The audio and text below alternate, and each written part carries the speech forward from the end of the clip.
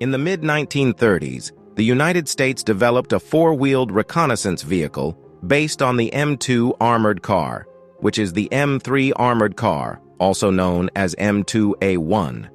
The vehicle was widely used in the early stages of World War II, with a total production exceeding 20,000 by 1944.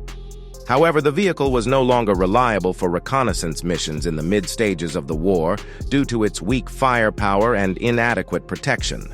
The British Commonwealth forces planned to phase out or withdraw it from the front lines in 1943. As a wheeled reconnaissance vehicle without full armor protection, the maximum armor thickness of the M3 reconnaissance vehicle was only 13 mm, and the upper part of the vehicle lacked protection. This structure was not very practical on the European battlefield, as both sides had high firepower levels, and reconnaissance troops needed weapons such as the M8 Greyhound armored car.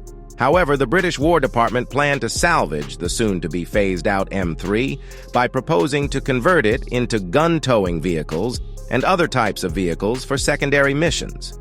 Canada was responsible for the conversion work, and the designers first proposed a modified 4x4 truck known as the C15TA. The modified armored vehicle retained the basic body structure, with the engine compartment at the front, the driver's cab in the middle, and the crew compartment at the rear.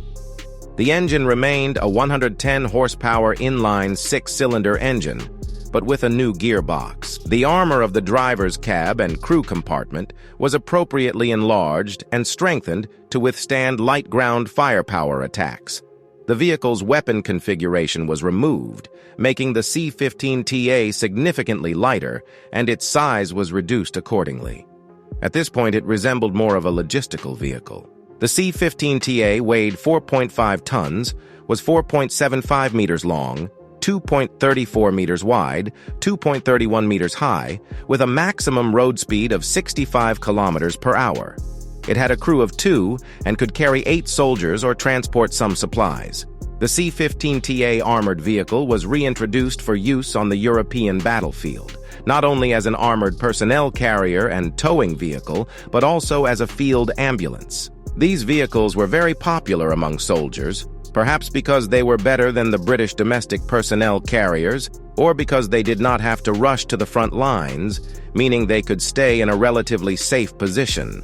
From 1943 to 1944, General Motors of Canada produced 3961 C15TA vehicles, each priced at $4,500. Most of them were allocated or sold to European countries such as Denmark, the Netherlands, and Norway after the end of the European conflict, while some were shipped to Africa and Southeast Asia to participate in post-war local conflicts. Overall, the C15TA armored vehicle is a medium-sized military armored vehicle that was slightly improved from a mature model. However, its performance indicators were no longer suitable for serving as a reconnaissance vehicle on the European battlefield, and it could only be used for secondary missions.